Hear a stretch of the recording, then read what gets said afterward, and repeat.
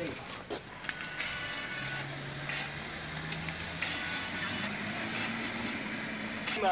Ani ty, ani oni.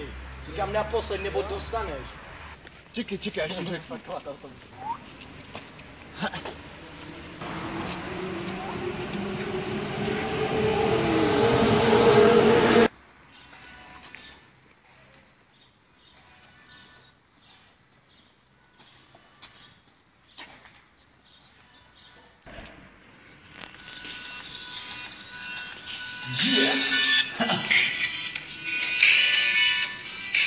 Jo, v mým světě. Tohle je v mým světě.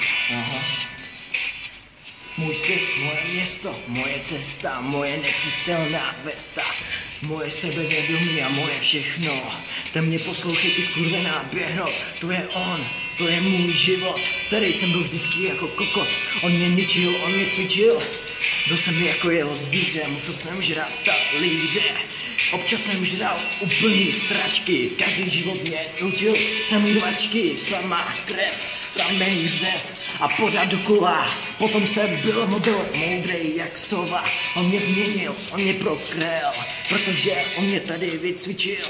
On mě největšího zmrda udělal, se mnou to všechno podělal, ukázal mi, co je právě směr, že co není fér, že mám za kapsou vždycky mít kvér, že mám za